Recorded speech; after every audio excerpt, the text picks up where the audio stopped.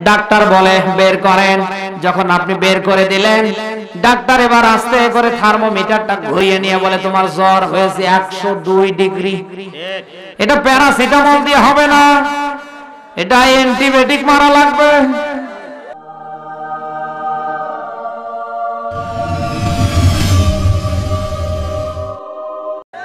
এই ডাক্তার এরকম করে না। অনেকে মনে করছেন হুজুর তাহলে আপনি জানেন কি করে, আমার কি জ্বর হয় না? এখন ডাক্তারের কাছে গেলে জ্বর কত পরিমাণ উপরে আছে এটা যখন জানা যায়, কি মানের ঔষধ দেওয়া লাগবে এটা যেমন ডাক্তার দিতে পারে, আপনার ঈমান আছে কিনা আল্লাহ একটা থার্মোমিটার দিয়েছে। ওই থার্মোমিটারটার নাম হলো ঈমান। এটা একবার উপরে ওঠে আর একবার নিচে যায়। সুবহানাল্লাহ কথা বলেন না? অন্যায় দেখলে আপনার প্রতিবাদ আসবে, খারাপ দেখলে আপনার ওই মুহূর্তে আনন্দ আসবে না, আপনার মনটা খারাপ হয়ে যাবে। কথা কি বোঝা যায়? আর ভালো কোনো কাজ করলে পরে আপনার মনের ভিতরে আনন্দ আসবে। খারাপ কাজ আপনাকে আনন্দ দেবে, আপনার মনটা আনন্দে ভরে দেবে। কথা কি বোঝা যায়? এই দুনিয়ায় খারাপ কাজ করার পরে যারা আনন্দ পায়, বোঝা লাগবে এটা টাটকা শয়তান। কারণ এই দেশে শয়তানের অনেক কাজ হয়, কোনো বাধা হয় না। যারা থাকে এরা ফেরেশতা জিবরাইল, টাটকা শয়তান। আমার ভাইরা, আপনার ঈমান আছে আপনি বুঝবেন কি করে? এই থার্মোমিটার দিলাম, আগামী কাল থেকে পরিমাপ করবেন আপনার ঈমান আছে না ভারতে গেছে। ভালো কাজ দেখার পরে আপনার আনন্দ আসবে, কোরআনের মাহফিল হবে, লোকেরা আপনার নামে অতিথি দেবে, আপনার কাছে 500 টাকা যাবে, আপনার মন ভরে যাবে, আনন্দে কলিজা উজাড় হবে। আমার 500 টাকার দ্বারা যদি কোরআনের মাহফিল হয়, আমার জীবনটা লাইফটা ধন্য। কথা বলে না কেন? মসজিদের জন্য 10 টাকা যাবে, মাদ্রাসার জন্য 10 টাকা যাবে। অসহায় মানুষ রিকশা চালায়, ভ্যান চালায়, মেয়েকে বিয়ে দিবে, টাকা নেই, আপনার কাছে এসেছে, আপনি 1 মণ ধান 2 মণ ধান 500 টাকা 1000 টাকা দিয়ে মেয়েটার পরিবারের উপরে যে একটা আপনি দয়ার নজর দিলেন, তাদের বিপদ মুক্ত আপনি করলেন, আপনার ঈমান ওই জায়গায় বৃদ্ধি হবে। কিন্তু মুসলমান হওয়ার পরে আপনি যদি খারাপ কাজ করতে ভালোবাসেন, খারাপ কাজ করার পরে যদি আপনার আনন্দ আসে, বোঝা লাগবে আপনার ঈমান নেই, শয়তান খেয়ে ফেলেছে। এই দেশে এইরকম শয়তান মার্কা ঈমান আছে না নেই? ও কি ঈমানদার গো? যাত্রা আসলে, মমতা জাপা আসলে ওর গায়ে কাপড় থাকে না। এই যে 10,000 20,000 টাকা দামের টাচ ফোন যখন ডাটা অন করি, এমন এমন জিনিস আছে না দেখলে আর পারি না। মাঝে মাঝে দেখি কিছু যুবক, এখানে একটা মেয়ে নাচতে, আর ওখানে যুবক 5টা 7টা কাপড় চোপড় খুলে শীতের রাতে ওরাও লাগছে। ঠান্ডা আছে। এই যে যারা এই সমস্ত খারাপ কাজে যাচ্ছে, এদের ঈমান আছে। যারা যাত্রা করে, যারা থিয়েটার করে, যারা সিনেমা হলে থাকে, যারা পৃথিবীতে অশ্লীলতা বেহায়াপনার সাথে জড়িত থাকে, এদের ঈমান আছে নেই।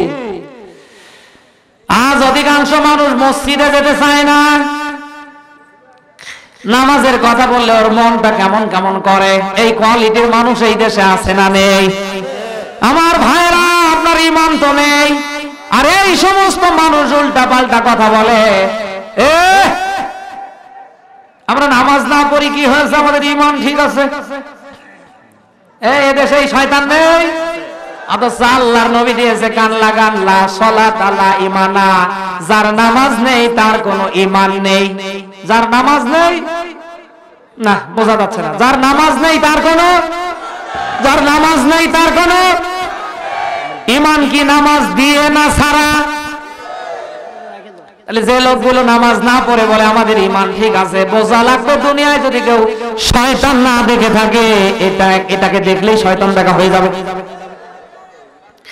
আজ আমাদের এই দেশে যত অন্যায় অপকর্ম, যত জুলুম নির্যাতন, যত বেহায়াপনা, যত অশ্লীলতা কাজ হচ্ছে, আজ আমরা যদি মনের দায়িত্বে এগুলির প্রতিবাদ করতাম, খোদার কসম এই দেশে নতুন করে কোনো অপরাধ হতো না। সংখ্যাগরিষ্ঠ মুসলমানের দেশ, অথচ সুপ্রিম কোর্টের মাথার ওপরে একজন মেয়ে লোক ন্যাংটা হয়ে আছে। এই কথা বলে কেন? আপনার ঈমান আছে, অথচ হাতে গোনা কয়েকজন হিন্দু, বৌদ্ধ, খ্রিস্টান, অথচ সুপ্রিম কোর্টের মাথার উপরে একটা মেয়ে লোক ন্যাংটা হয়ে আছে। ময়মনসিংহ বিশ্ববিদ্যালয়ে তাকিয়ে দেখেন মেয়ে লোকেরা ন্যাংটা হয়ে আছে। বিভিন্ন বিশ্ববিদ্যালয়ে তাকিয়ে দেখেন মেয়েদেরকে উলঙ্গ করে ছেড়ে দেওয়া হয়েছে। আপনার যদি ঈমান থাকতো অন্তত প্রতিবাদ আসতো। আমি তো মনে করি ঈমান নেই, শয়তান খেয়ে ফেলেছে। এই জন্য এরা উল্টা পাল্টা কথা বলে। সব সহ্য করতে পারে, কোরআনের কথা সহ্য করতে পারে না। আল্লাহ পাক বলেন ওয়ালতাকুম মিনকুম উম্মাতুন ইয়াদউনা ইলাল খায়র ওয়া ইয়া'মুরুনা বিল মা'রুফ ওয়া তানহাউনা আনিল মুনকার। বলেন আল্লাহু আকবার। এটা সূরা আলে ইমরানের আপনি দেখে নেবেন 104 নম্বর আয়াতে আল্লাহ 110 নম্বর আয়াতে আমার আল্লাহ এই তথ্যটা দিয়েছেন। আল্লাহ পাক বলেন তোমাদের মাঝে একটা দল থাকা উচিত, যে দলের লোকেরা, যে দলের কর্মীরা অন্যায় দেখলে বাধা দেবে, ভালো কাজের দিকে মানুষদের আহ্বান করবে। কথাটা কার? সবাই বলেন ভাই। আজ আমাদের ঈমান থাকলে এই দেশে যত অন্যায় অবিচার, এই দেশে যত অশ্লীলতা বেহাপনা ভেসে বেড়াচ্ছে, আমার তো মনে হয় একটাও থাকতো না। ঈমান আমাদের নেই।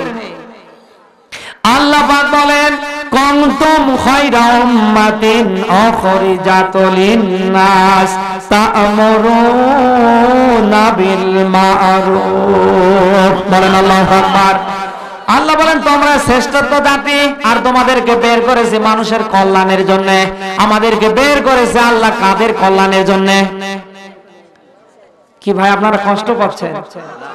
এমনি শরীর চলে না, আপনারা যদি ওই রকম করেন তাহলে আমার মনটা কি বলে বলেন তো? আল্লাহ পাক বলেন তোমরা শ্রেষ্ঠত্ব জাতি, তোমরা পৃথিবীতে বানি আদমের ভিতরে সেরা। কেন জানো? আমি আল্লাহ মানুষের জন্য তোমাদের বের করেছি। তোমাদের এই কাজ হলো দুইটা। এক নাম্বার কাজ, তোমরা মানুষদেরকে ভালোর দিকে ডাকবে। দুই নাম্বার, মানুষদেরকে তোমরা খারাপি থেকে বিরত রাখবে। কত বোঝা যায়? আজ আজান হয় মসজিদে, ইমাম আর মুয়াজ্জিন, আমরা যদি এই সূরা আলে ইমরানের 104 নম্বর আয়াত 110 নম্বর আয়াতটা আগামী কাল থেকে মেনে নেই যে আমার কাজ হলো আমি নিজে ভালো কাজ করব, অপরকে ভালো কাজ করাবো। আমার তো মনে হয় এই দায়িত্ব নিয়ে যদি আগামী কাল থেকে কেউ দায়ী ইলাল্লাহর ভূমিকা পালন করে, আজান হওয়ার পরে মসজিদ ফাঁকা যাবে না, ভরবে। কি কথা বোঝা যায় না?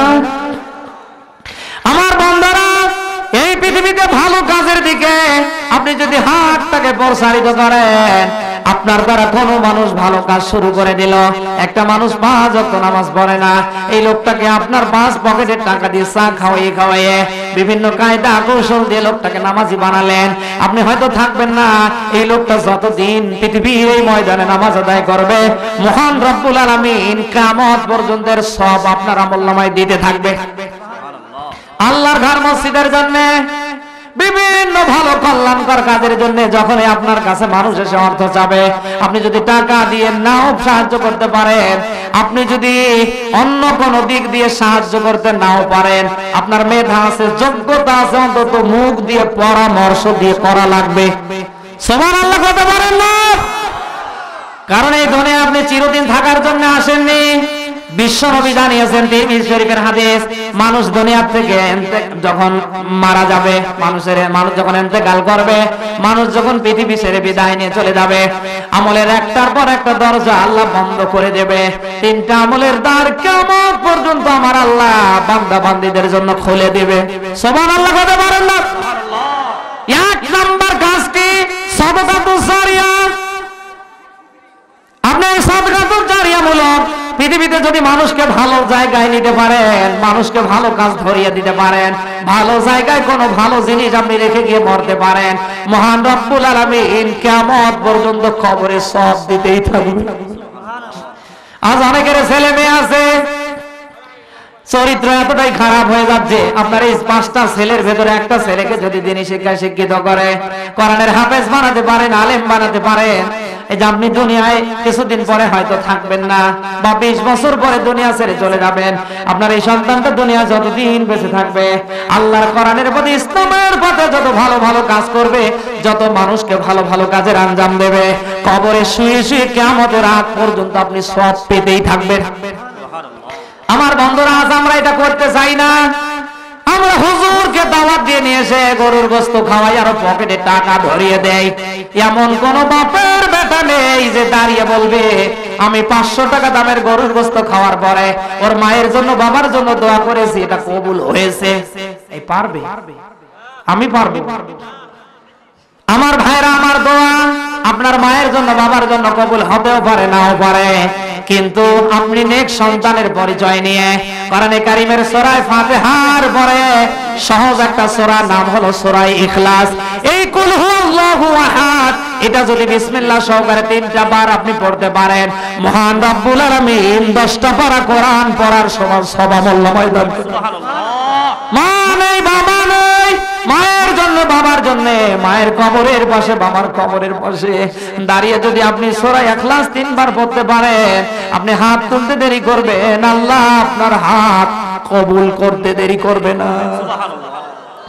আজ আমি হুজুর আপনার মায়ের লাশ নিয়ে জানাজার নামাজে দাঁড়িয়ে আপনার মায়ের জানাজা পড়িয়ে দিয়ে আপনার মাকে কবরস্থ করার পরে আমি হুজুর যতটুকু দোয়াতে কান্না করব বা আমার কান্না আসবে, অধিকাংশ আমাদের হুজুরদের আজ কান্না হয় না, এগুলো অভিনয়। এই কথা বোঝা যায়? কারণ আমরা অভিনয় না করলে আপনি কান্না করবেন না, এই জন্য অভিনয় করি। কিন্তু বাস্তবতায় বলছি ভাই, আসলে আমরা কিন্তু কান্না করি না, আমরা সুরটা ওই মধ্যে নরম করি। আমার মায়ের জন্য বাবার জন্য যতটুকু আমার মন থেকে মায়া আসবে, মমতা আসবে, ভালোবাসা আসবে, আপনার মায়ের জন্য কিন্তু বাবার জন্য কিন্তু আপনার জন্য অতটুকু আসবে না, আসবে। অথচ আপনি কত নামাজ পড়েন না, ইবলিসের বড় ভাই সেজে বসে আছেন, আর বছর কি পালন করছেন, গরুর গোশত কিনে নিয়ে হুজুরকে খাওয়ায়। এই দোয়া কবুল হচ্ছে? হচ্ছে না ভাই, হচ্ছে না। আমার বন্ধুরা, আল্লাহ পাক বলেন, ও বান্দা তোমরা পৃথিবীতে সেরা, তোমরা পৃথিবীতে উত্তম, তোমরা পৃথিবীতে শ্রেষ্ঠত্ব। কেন জানো? আমি আল্লাহ 2টা কর্মসূচি তোমাদের দিলাম। 1 নাম্বার কর্মসূচি হলো দুনিয়ায় তোমরা ভালো ভালো কাজ করবে, ভালো ভালো কাজের আঞ্জাম দিবে। 2 নাম্বারে পৃথিবীতে যত অপরাধ আছে এই অপরাধগুলি দমন করার চেষ্টা করবে। কথা বোঝা যায়? এই দেশে যা হচ্ছে, সেই সময় আল্লাহর নবী মুহাম্মদ রাসূলুল্লাহ সাহাবীদেরকে নিয়ে যা করেছে, আজ আমরা যদি রাসূলুল্লাহর ওই রকম নিয়ম ফলো করতাম, নতুন করে এই দেশে একটা অন্যায় আমরা খুঁজে পেতাম না। আল্লাহর নবী 1400 সাহাবীকে নিয়ে মক্কায় হজ্জের জন্য আসলেন। হুদায়বিয়া নামক স্থানে আসার পরে মুশরিকেরা, কাফেরেরা বাধা দিয়ে ফেললো, হে রাসূল এবার হজ করার দরকার নেই, আপনি ফিরে যান। নবী আমার এটার মীমাংসা করার জন্য তার জামাতা হযরত ওসমানকে পাঠিয়ে দিলেন। কাফেররা তাকে বন্দী করলেন। খবর চলে আসলো, হে রাসূল আপনার জামাতা হযরত ওসমানকে তারা হত্যা করে ফেলেছে। আমার বন্ধুরা, এই কথা শোনার সাথে সাথে আল্লাহর নবী হজ্জের পোশাক, ইহরামের পোশাক খুলে ফেললেন, কোমরে বাঁধলেন, বাবলা গাছের নিচে আল্লাহর নবী হাত বের করে দিলেন। সাহাবীরা নবীজির হাতে হাত রাখার পরে সবাই মিলে তারা প্রতিজ্ঞা করলেন, নবীজি বলেন আমার নিরপরাধ জামাতা ওসমানের হত্যার বিচার না করা পর্যন্ত আমরা কেউ জীবন নিয়ে মদিনায় ফিরে যাব না। এই শপথ বাক্য যখন আল্লাহর নবী সাহাবীদের নিয়ে পড়াচ্ছিলেন, মক্কার কাফের মুশরিকেরা জানার সাথে সাথে তারা হযরতে ওসমানকে ছেড়ে দিয়ে ফেলেছে। আমার বন্ধুরা, আজ এই দেশে যত হত্যা, গুম, এই দেশে যত অন্যায় অপকর্ম হচ্ছে, মুসলমানেরা ওই রকম যদি হুদায়বিয়ার রাস্তায় কায়েম করত, খোদার কসম এই দেশে একটা আলেমেরও ফাঁসি হতো না। কিন্তু মুসলমানেরা, এক মুসলমান মারা যায় আর এক মুসলমান আনন্দ করে। আবু দাউদ শরীফের হাদিসে দেখলাম আল্লাহর নবী বলেন, এক মুমিন যখন বিপদে পড়ে আর এক মুমিন ওই মুহূর্তে শোকাহত দিবস পালন না করে যখন আনন্দ করে, মহান রব্বুল আলামিন ওই মুহূর্তে তার জীবনের সব নেকিগুলি নষ্ট করে দেয়। কথা বোঝা যায়? হয়তো আপনার সাথে এক ভাইয়ের জমি নিয়ে গন্ডগোল, হয়তো আপনি এক দল করেন, ওই আর এক দল করে, এই নিয়ে গন্ডগোল। কথা বলেন। হয়তো ছেলে নিয়ে মেয়ে নিয়ে পারিবারিক ভাবে বিভিন্ন করে গন্ডগোল। আপনার ওই ভাইটার উপরে যখন কেউ আঘাত দেবে, আপনি ওই মুহূর্তে আনন্দ করবেন না, কারণ আপনার যদি ওই মুহূর্তে আনন্দ আসে, আপনার জীবনের সব ভালো আমলগুলি আমার আল্লাহ নষ্ট করে দেবে। কথা বোঝা যায়? কে এই কোয়ালিটির লোক এই গাইবান্ধায় নেই? পাশের বাড়িতে আগুন লেগে ওর বাড়ি ঘর পুড়ে যায়, আর ও চার দোকানে হাসে আর কয়, আমি তো দোয়াই করেছিলাম 2 বছর আগে, কেন পুড়লো না? এই রকম লোক নয়। এক লোক গিয়েছে মাঠে জমি চাষ করতে। লোকটা একটা জিনিস পেয়েছে, বাড়িতে নিয়ে আসার পরে বিবিকে ডেকে বলে, বিবি দেখো তো এটা কি? বিবি তো চালাক ছিল, এমন একটা জিনিস পেয়েছে। বিবি হাতে নেওয়ার সঙ্গে সঙ্গে বলছে, প্রাণের স্বামী, এটা সাধারণ কোনো জিনিস না, এটা যদি খালি কোথাও ঘষা দেয়া যায়, সঙ্গে সঙ্গে এর ভেতর থেকে একটা দৈত্য বের হবে, ওর কাছে যা চাইবা তাই করে দেবে। বলছে, বলো কি? তাহলে তোর হাল চাষ করার দরকার নেই। কথা কি বোঝা যায়? ঠিক আছে, ঘষা দাও দেখি। ঘষা দিতে না দিতে হঠাৎ করে দৈত্য বের হয়ে গেছে। কি চাই? বলছে, আমরা যাতে আর হাল চাষ না করি, এই জন্য আমাদের এই ভাঙ্গা বাড়িটা চাঙ্গা করে দে। কয় তালা লাগবে? 1 তালা। কথা বোঝা যায়? বাড়ি 1 তালা হয়েছে, তারপরও হাল নিয়ে পরের দিন চলে গেছে। এবার স্ত্রী আর বসে নেই, ওইটা বের করার পরে আবার দিয়েছে আর একটা ঘষা। পাশের বাড়ি যত ছিল সব হয়েছে 2 তালা। দেওয়ার পরে জঙ্গল জঙ্গল ঘাড়ে করে গরু নিয়ে এসে দেখে ওরে বাড়ি নেই, সব 2 তালা। আমার বাড়ি কই গেল? খুঁজতে খুঁজতে বাড়ি পেয়ে গেল। বাড়ি পেয়ে যাওয়ার পরে বউয়ের উপর রাগ, কি করে না করে, এই তুমি কি করেছো? বলছে, স্বামী ওই কথা আর বলো না, তুমি যেটা পেয়েছো ওটা আমি আর একটা ঘষা দিয়েছি।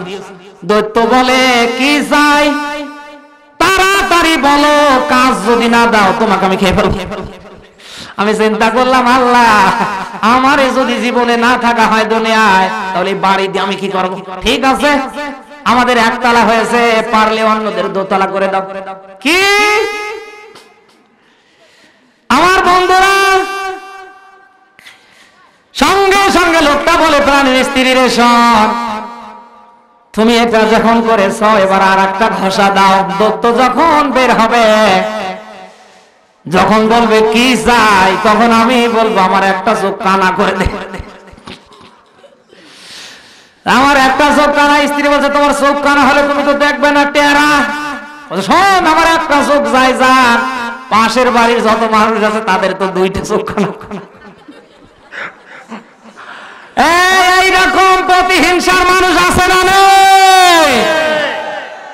নিজে খাবে, লুটপাট করে আখের গোছাবে, পরের মানুষ যাতে একটা ইট কিনতে না পারে, এই জন্য সব সময় টার্গেটে থাকে। কি সিটার গো! নিজে কত কিছু করছে, তার দিকে খবর নেই। অপরের বেটা ভ্যান চালায়, আরে বেটা একটা পুলিশের চাকরি পেয়েছে, আর এখন টেনশন কি করে পুলিশের চাকরিটা রিপোর্ট দিয়ে খাওয়া যায়। কি সিটার গো! আমার বন্ধুরা, মানুষের প্রতি হিংসা করবেন না, ওই হিংসার আগুনে জ্বলে জ্বলে আপনি শেষ হয়ে যাবেন। আর ইসলাম এগুলি সাপোর্ট করে। সবাই বলেন, মুসলিম শরীফের হাদিস থেকে শোনাচ্ছি, আল্লাহর নবী দিয়েছে, কিয়ামতের ময়দানে জান্নাতি মানুষদের কাতার আমি আল্লাহ 120টা করে ফেলবো। এই 120টা কাতারের ভেতরে মুহাম্মদ রাসূলুল্লাহর উম্মতের ভেতরে 80টা কাতার দখল হবে। সুবহানাল্লাহ কথা বলেন। আমার ভাইরা আদম থেকে ঈসা রাহুল্লাহ পর্যন্ত সব নবী রাসূলের উম্মতের ভেতরে এরা কাতার পাবে 40টা, আর আমরা আখেরি জামানার পয়গম্বর মুহাম্মদুর রাসূলুল্লাহর উম্মতেরা আমরা কাতার পাবো 80টা। কি কাজ করলে আপনি 80 কাতারের একটা কাতারে থাকবেন? আল্লাহর বান্দা নবীর উম্মত, আপনাকে বলছি দুনিয়ার এই ময়দানে যখন অন্যায় দেখবেন, অশ্লীলতা বেহায়াপনা দেখবেন, আপনি বাধা দেবেন। সৎ কাজে আদেশ দেবেন, অসৎ কাজে আপনি বাধা দেবেন। এই দুইটা আন্তম নিয়ে যদি পৃথিবীতে শেষ নিঃশ্বাস ত্যাগ করতে পারেন, মহান রব্বুল আলামিন খুশি হয়ে সেই দিন জান্নাতি মানুষদের কাতারে পৌঁছায় দেবে। এইরকম ভালো কাজের আঞ্জাম আমাদের দরকার আছে না নেই? আজ মাননীয় প্রধানমন্ত্রী ডিজিটাল দেশ গঠন করার জন্য নিজে যে চেষ্টা করছে, বিশেষ করে তার সহকর্মীরা যদি তার মতো হতো, আমার তো মনে হয় এই দেশ দারিদ্র মুক্ত হয়ে যেত। কথা বলেন। এমন কোন মন্ত্রী, এমপি, এমন কোন দায়িত্বশীল আছে প্রধানমন্ত্রী বাদ দিয়ে ও বুকে হাত দিয়ে বলতে পারবে মিডিয়ার সামনে যে আমার দুর্নীতি নেই? একমাত্র যদি পারে প্রধানমন্ত্রী পারবে। কথা বলেন। আমার বন্ধুরা, আজ আমরা যদি নিজে নিজে দায়িত্বশীল হতাম, আমার পরিবারে কারা কারা অপরাধ করছে, আমি দায়িত্বশীল হয়ে অপরাধগুলি করতে দেব না। কথা বলে না কেন? আর যারা আমরা এলাকার দায়িত্বে আছি, চেয়ারম্যান হিসাবে, ওয়ার্ডের মেম্বার হিসাবে, মসজিদের ইমাম হিসাবে, আমরা যারা দায়িত্বশীল আছি, আমরা যদি নিজেরা দায়িত্বটা ঠিকভাবে পালন করতাম, আমার তো মনে হয় ইউনিয়নের ভেতরে, ওয়ার্ডের ভেতরে আজ যারা গাঁজা নিয়ে, বাবা নিয়ে, লাল পানি নিয়ে সর্বদা ব্যবসা জমজমাট চালাচ্ছে, এলাকার চেয়ারম্যান মেম্বারেরা যদি এটার দায়িত্ব সঠিকভাবে পালন করত, যারই বেটা হোক না কেন, আমি চেয়ারম্যান, তাতে কি হয়েছে? আমার ভাই যদি গাঁজার সাথে, বাবার সাথে, লাল পানির সাথে জড়িত থাকে, পুলিশকে খবর দিয়ে ওকে জেল। এই কথা বলে না কেন?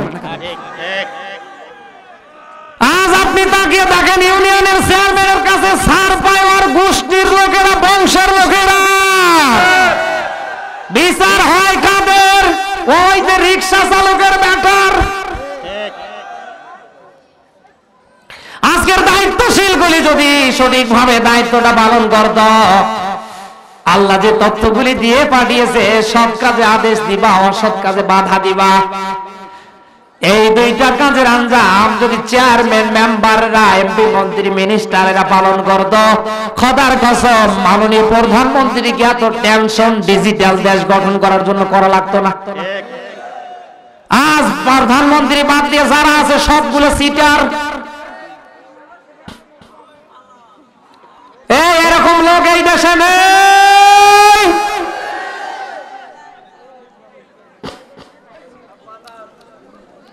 আজ অধিকাংশ মসজিদে যারা দায়িত্বশীল আছে, এমন এমন মসজিদের ইমাম গো, আমার যে বড় দাড়ি, আমার যে বড় টুপি, আমার যে বড় জুব্বা পরে, এরকম আছে না রে? মসজিদে এমন এমন কেচ্ছা বলে, মুসল্লির আমার কেচ্ছা শুনতে শুনতে আর কোরআন হাদিস শুনবে এমন মন নেই। এরকম ইমাম নেই। মসজিদে ওয়াজ করে 12 চাঁদের খুতবা পড়ে। কেন? তুমি ওখানকার দায়িত্বশীল। কোরআন শরীফের 6236টা আয়াত নিয়ে বুখারী, মুসলিম, তিরমিজি, নাসাই, আবু দাউদ, ইবনে মাজার একটা হাদিস নিয়ে যদি 7 দিনে মিলে তুমি যদি খাতায় লিখিয়ে জুমার দিনে মানুষের সামনে বয়ান করতে, তোমরা যা করছো এই নিয়ে যদি মারা যাও, কিয়ামতে তোমাদেরকে আল্লাহ জাহান্নামে দেবে। আর আল্লাহর জাহান্নামে গেলে পরে শাস্তি যখন শুরু হয়ে যাবে, কোনোদিন বন্ধ হবে না। কথা বলে না কেন? দুনিয়ার জেলখানা আর আল্লাহর জাহান্নাম নামক জেলখানা, দুইটা কি এক? আজকে দুনিয়ার জেলখানায় ঢুকলে পরে কিছুদিন পরে বের হওয়া যায়, কিন্তু আল্লাহর জেলখানা নামক জাহান্নামে যদি আপনি যদি অপরাধী সেজে যান, ওই দিন আল্লাহ যদি মার করে দেয়, কোনদিন আমার আল্লাহ বের করবে না। এমন একটা অবস্থা আমার আল্লাহ তৈরি করবে, আল্লাহ পাক বলেন চামড়া পুড়ে যাবে, নতুন করে আবার চামড়া লাগিয়ে দেওয়া হবে, আবার চামড়া পুড়ে যাবে, নতুন করে আবার চামড়া লাগিয়ে দেওয়া হবে। এই ওয়াজ নসিহতগুলি মসজিদের ইমাম যদি একটা কোরআন শরীফের আয়াত নিয়ে 7 দিন ধরে, একটা সিউসিত্তর হাদিস নিয়ে যদি 7 দিন ধরে পড়াশোনা করে মসজিদে জুমার নামাজে বলতো, আজ যে সুদ ঘুষ দুর্নীতি অশ্লীলতা বেহাপনা খারাপ কাজের এজেন্ট নিয়ে যারা আমরা আছি, আমার তো মনে হয় প্রত্যেকটা মানুষ মসজিদে শুনতে শুনতে ভালো হয়ে যেত। এরকম হুজুর নেই, সুদের কথা বলতে চায় না, কারণ চিন্তা করে মসজিদের সভাপতি সুদখোর। আরে আল্লাহ, ওই সভাপতির বিরুদ্ধে সুদের ওয়াজ করলে আমার ইমামতি থাকবে না। আর এই দেশে যদি এই মসজিদে ইমামতি চলে যায়, বাংলাদেশে আর কোথাও আমার ইমামতি হবে না। এই সুবিধাবাদ জিন্দাবাদ মার্কা হুজুর নেই, কি পান খায় গো, পান আর পান।